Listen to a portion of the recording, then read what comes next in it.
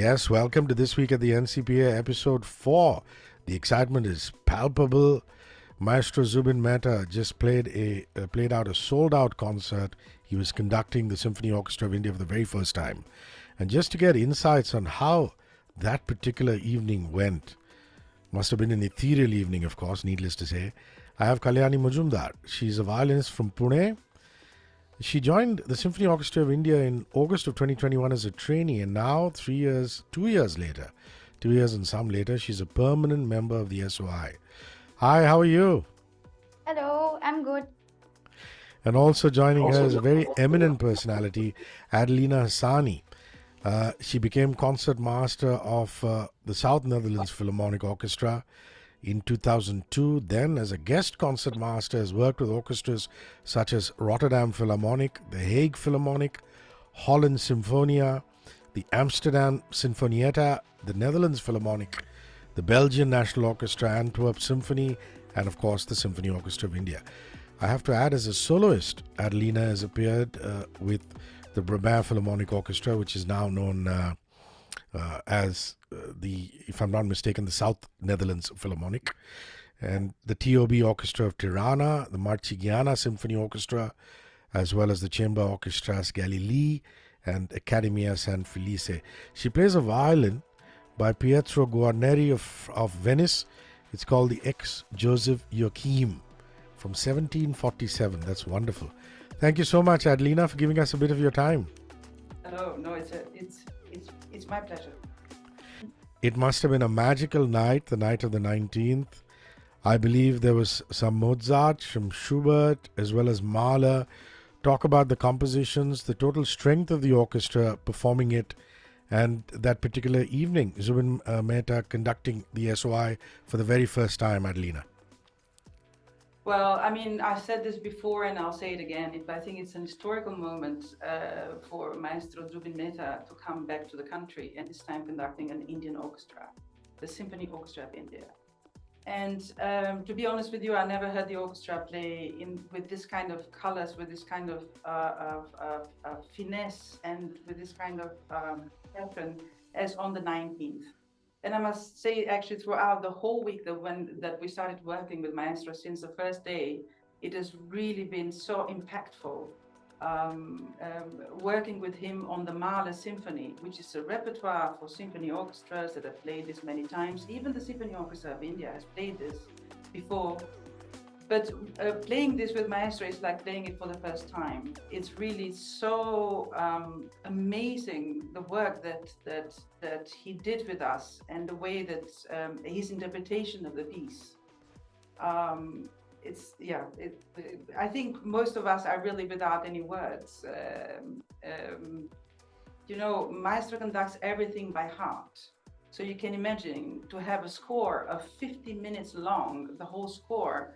And, he's giving the entries to every section, to every single entry of any instrument, the oboe, the trumpet, the first violins, the second. So he gives all the entrances. His accuracy is just incredible. And at that age, because Maestro is of a certain age, it's amazing. His memory is fantastic. It's really amazing to be able to play this piece. And then when you're performing, and even during the rehearsals, we are really working so intensively that even if we don't do the whole rehearsal time, if we finish before, but you feel so exhausted and so drained at the end, because you've given 101%, for every minute that you've been sitting there. Playing and making music together. We played Mozart as well, the Ouverture, the Nozze di Figaro, so the Marriage of Figaro, and it's a very short piece, but it is so intense, and Maestro rehearsed that so accurately every time. He really just repeat, just getting things together, and and then you see the result at the end, of course, in the concert. And then the Schubert Symphony, which is a very special one. It's called the Unfinished, and there is only 2 movements. the interpretation of Maestro is so beautiful. It's so amazing. And I've played this piece many times, but this interpretation, this rendition of this piece is going to be in my heart, engraved forever. So, and the concert, I think the concert, personally, I felt so sad after the concerts. I really felt sad, and I really had tears in my eyes, and I have that now as well when I'm talking, actually, because this living legend, there's not many people of this caliber anymore out in the world, and for us, for me personally, and for the orchestra to have worked with Maestro Zubin Mehta, I think it is such a privilege, and to have witnessed this kind of level of music making where, Maestro did not say many words. And of course, when he's on stage during the concerts, he doesn't say anything, but he shows it with his hands. And, afterwards, it's the only time I went backstage to Maestro's room to thank him. And I found him there in his room, and he was still he was still in the concert mode, so to say. He was very peacefully sitting on the sofa. And I went and I said, Maestro, really thank you so much. You have no idea what this means to me and to all of us. And we didn't speak many words, and Maestro thanked me very, very much as well, for the orchestra as well. And this is going to stay with me forever. I mean, his musicianship and his person as a person and as a musician. I mean, such respect for the music, and for us, it is great to learn from Maestro all the time. Sorry, you asked me a small question. It's very. I expected a detailed answer, and you gave me that. It was so beautiful, so beautifully described, and I really have so much to thank you for, Adelina. But it's like what you said about the age. Khushru Santuk said they are in their late 80s, so that makes them 80 years plus young. Correct. So correct. that's quite incredible, at this age to do this. And let's ask the young one, Kalyanee. This must have been such an amazing transition. Talk about your journey with the SOI. I mean, that's of interest to me, because here you were starting off as a trainee. You started playing the violin at the age of 10, if I'm not mistaken. Right. And you've gone on from strength to strength, and now you're a permanent member. So I think even before the concert and talking about Maestro Mehta, talk about your own journey. Yes, so as you mentioned, I started playing the violin at the age of 10 in Pune, in Suzuki School of Violin. And when I was 17, I gave my 12th boards. And after that, I decided to quit academics because I was sure that I wanted to pursue my career in violin. And that's when I auditioned for the Symphony Orchestra of India. I got in, but unfortunately, the COVID started. When I was just about to join, it started, and I had to delay my joining. So I joined after almost 1.5 years. So then I came in 2021, August, and I started with SOI.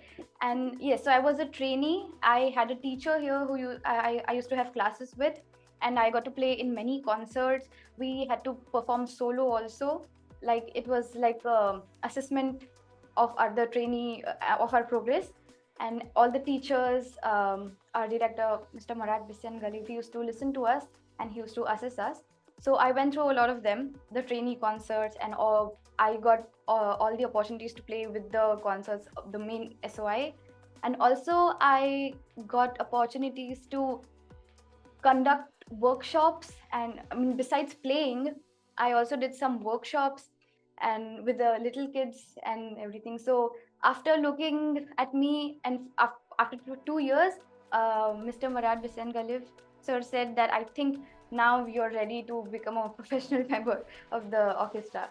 So in May 2023, I got the green signal to be a professional member of the orchestra. And so that's my journey. That is so sweet. And I respect the fact that you're passing on what you've learned to the little ones.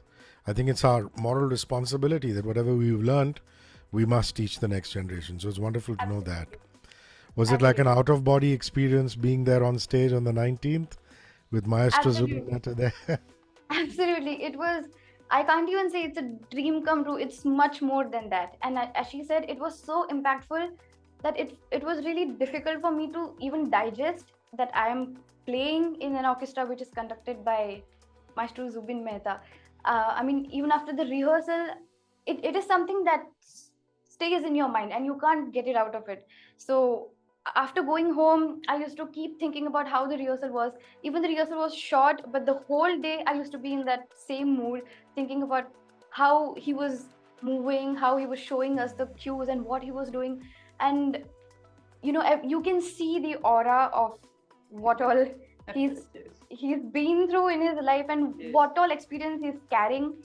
So it's very difficult to digest it. So it takes a lot of time to see and understand everything what is happening with you. And it is sometimes it's so difficult that you don't know what's happening. And when you're on stage, and especially when you're playing the national anthem of India, and that too on an Yeah. Independence Day with the maestro, there are so many emotions that you're feeling at one time, and there are so many realizations that are happening then that you don't understand what's happening, and you just can't stop yourself from crying.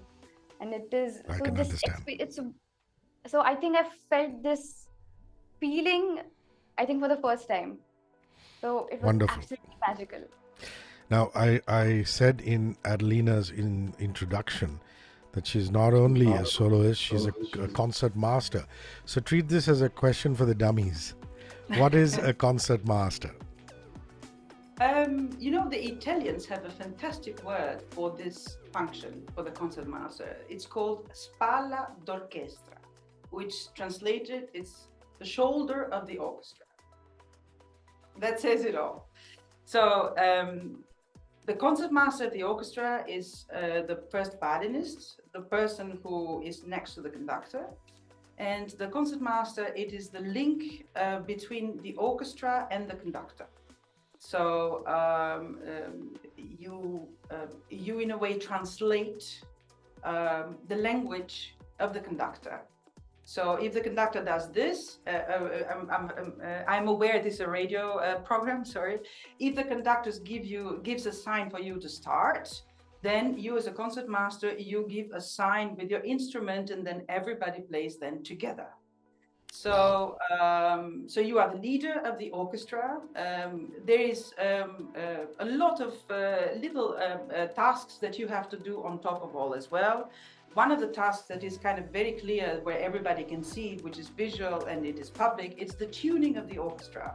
So before every concert, the concertmaster then stands up, and then I cue with the first oboe to tune the orchestra, and I give him the sign to give a tone. It is a note, the note A, and all the orchestra has to tune on the same note. So we tune, so then we are on the same tuning, so to say. So our instruments are in tune with each other. And so this is one of the things that everybody can see what the concertmaster does. Another thing is when the conductor comes on stage, then the concertmaster is the one who gives the sign and stands up as a sign of respect for the conductor. And you will see the conductor always, the first person that the conductor thanks is the concertmaster, because I represent the orchestra. So if the conductor makes a compliment, it is to me, but it is for the orchestra, And of course, there's many other tasks, and I will not bore you with that.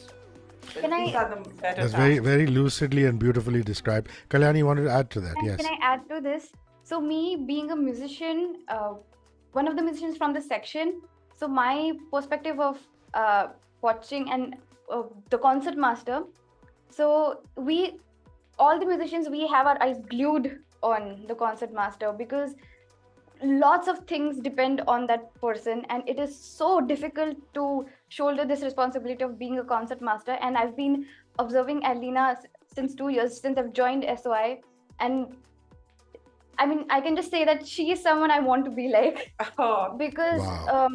we all practice our own parts and we just see what we have to do, but she's the one who knows what all the parts have, I mean, all the musicians have, and she knows all the parts, and she studies the music so deeply every time. And before we have the rehearsals with the conductor, Adelina is the one who conducts the rehearsals first, and she's such perfectionist that she really readies everyone in the orchestra, and it's amazing to have someone like Adelina as our concert master. So it's really our pleasure and our honor to have you here. Incredible. I did not talk with her about it, okay?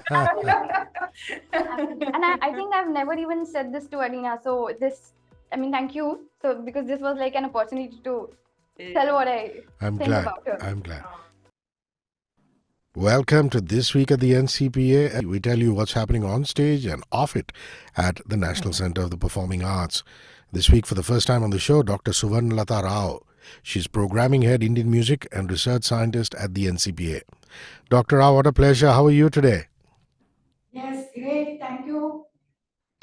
On the 2nd of September, at the Experimental Theatre NCPA, 6:30 p.m. onwards, leading up to Janmashtami, you have Shyam Rang, exploring the Divine Trinity, which is Krishna, Radha and Meera. And this is presented by Deepika Bhide Bhagwat and group. Please tell us something about the artist as well as the theme for this evening's performance. Yeah, so first let's talk about the theme. As the title suggests, Shyam Rang. Shyam is the dark one. No, Shyam in Sanskrit means the dark, and the dark one is, as we know, Krishna. Again, in Sanskrit, it is dark. So we're talking about the deity Krishna. But let me hasten to add that this has nothing to do with kind of a, the god that he represents, a particular religion, nothing to do with it. It is the idea of Krishna.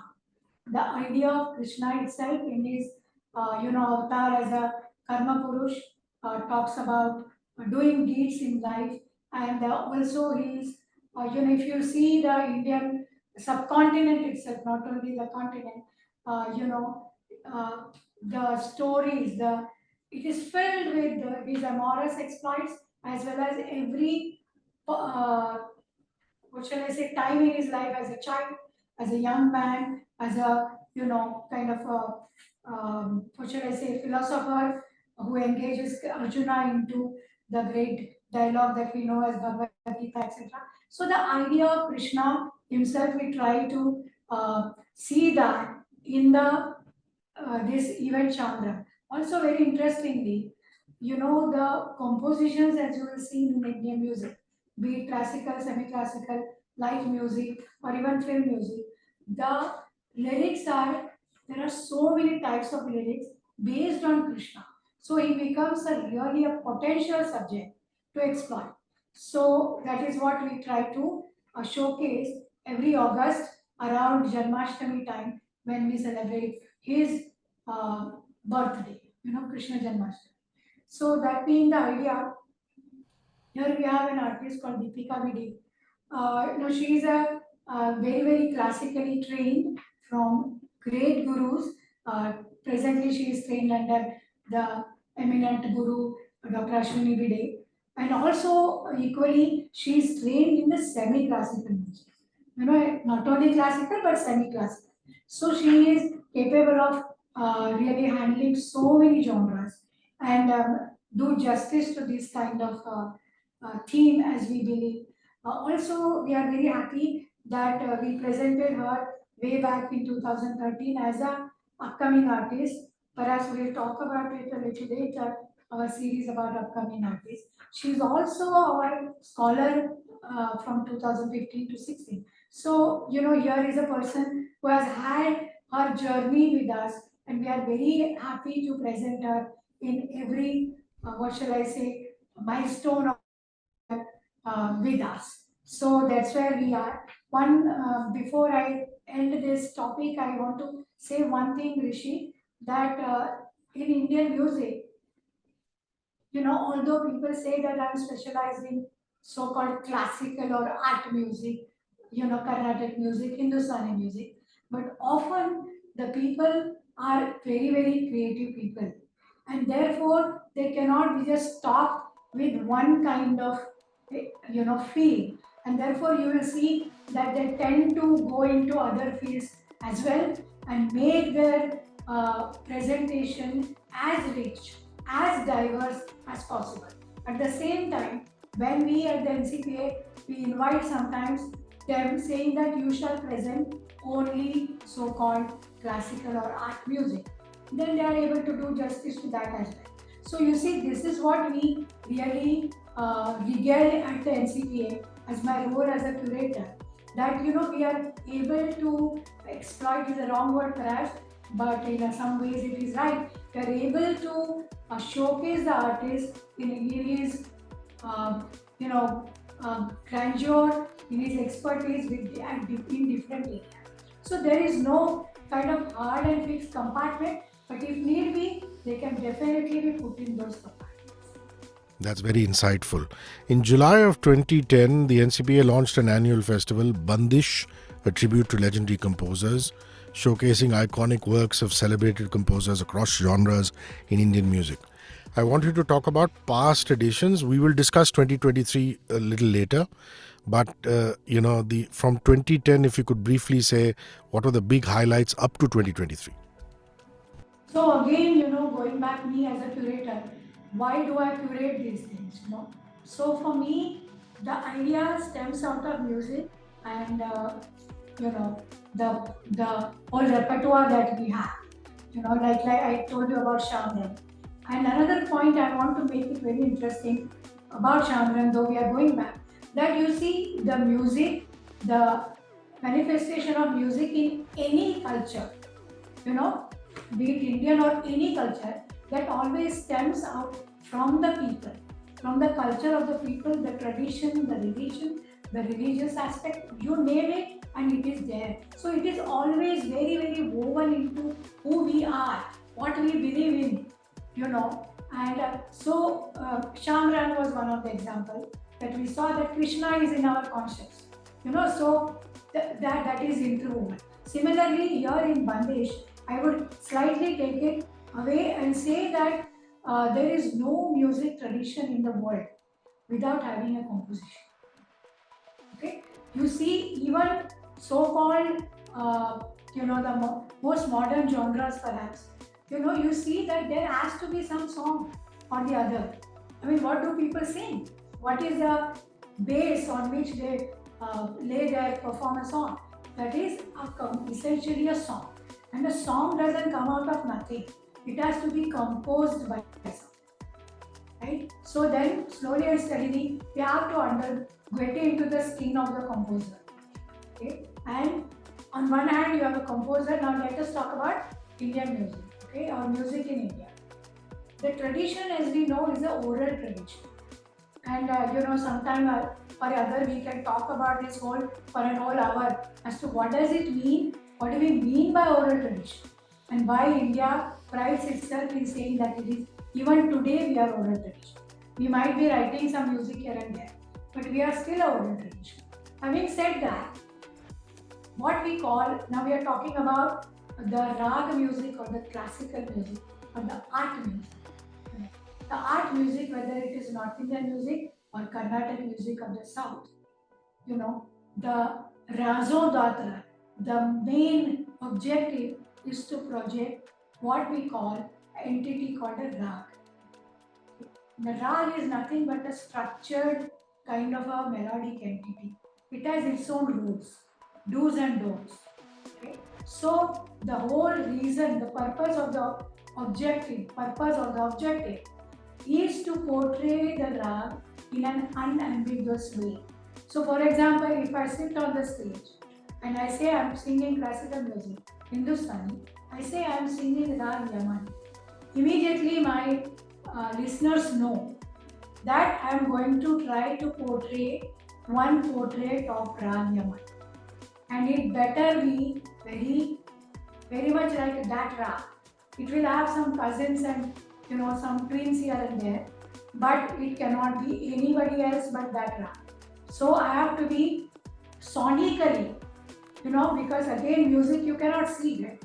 I am saying that I am painting a picture of Rag Yaman, but you can't see the rag visually. But what you are able to hear is the acoustic portrait of that, sonically. So I am going to present, I have the honors of presenting that rag which I have announced that I shall be presenting. Now, coming back to our subject of Bandish. Bandish or that special composition becomes the vehicle to do that. Because, for anything when you set out, even for cooking, people have given all the time similes about from cooking to music making. Okay? So I am also tempted to do one. So whenever you are cooking, you have to first decide what will you cook, what will be your ingredients, and what will be the step 1, step 2, right? Till the end, till you serve. So similarly, music is the same situation. So what is the first thing comes to mind is that what is the composition. So therefore you will see same artist may present the same rag on different occasions, but he will choose to do it with different compositions. And therefore the whole build-up, the whole architecture may sound different. But when I say different, it has still to adhere to the characteristic picture of the rag. So Bandish is that very special facet.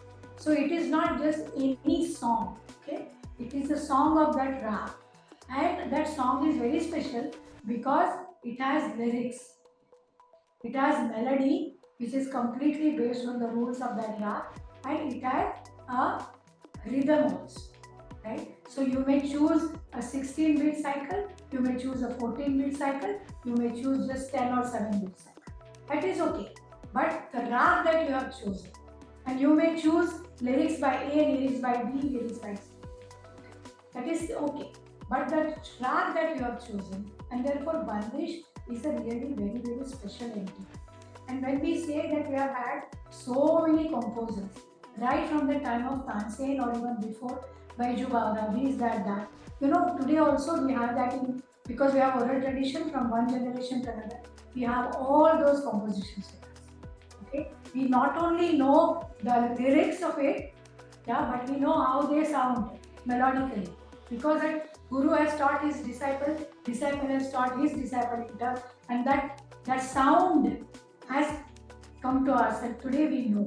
So today if I had called Gundecha brothers, of course sadly one of them is no more, but when I called them to sing the compositions of Tansen, they, we believe, have sung exactly as what Tansen would have composed, okay, and taught. 94.3 Radio 1.